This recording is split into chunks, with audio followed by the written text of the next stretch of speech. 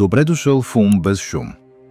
Скован си от страх, често изпитваш силна уплаха по различни поводи.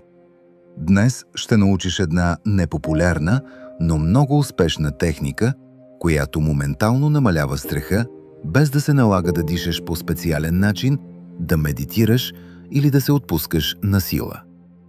Тя работи чрез нещо, което мозъкът прави автоматично. Когато получи нов, ясен и силен сензорен сигнал, той временно спира страха, за да пренасочи вниманието към новия стимул. Това се нарича сензорна преконфигурация. И точно това ще използваме, основавайки се на изследванията на невронауката.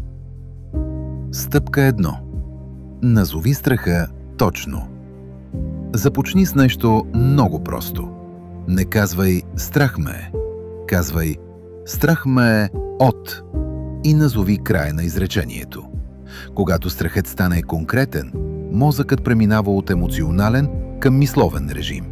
А емоция и мисъл не могат да бъдат еднакво силни в един и същи момент. Така силата му пада. Стъпка 2.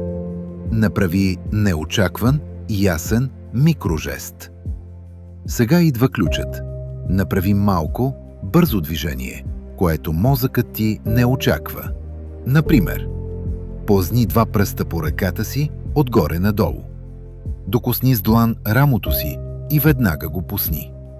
Щръкни веднъж с пръсти. Погледни за миг рязко встрани, после обратно. Не е важно какво точно правиш. Важно е движението да бъде кратко, ясно и неочаквано. Това изпраща сигнал към мозъка. Появи се нов стимул, по-важен от страха. И системата за страх изключва. Стъпка 3. Разбий страха с 2 конкретни фрази. Сега, когато вниманието вече е прекъснато, кажи на ум 2 фрази. Това е само сигнал.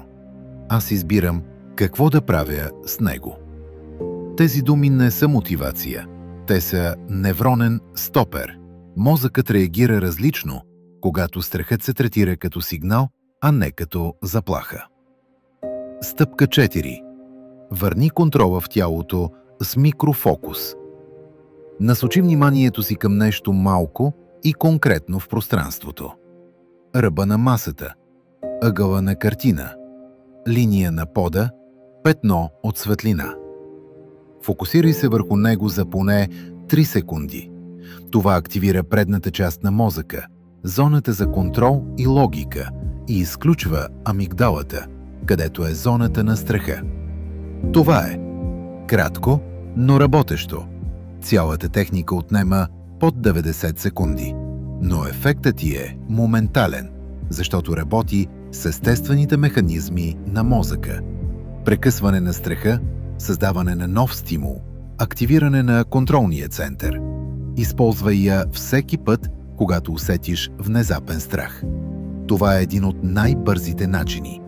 Това е твоят невротрик за моментно успокояване. Ум без шум.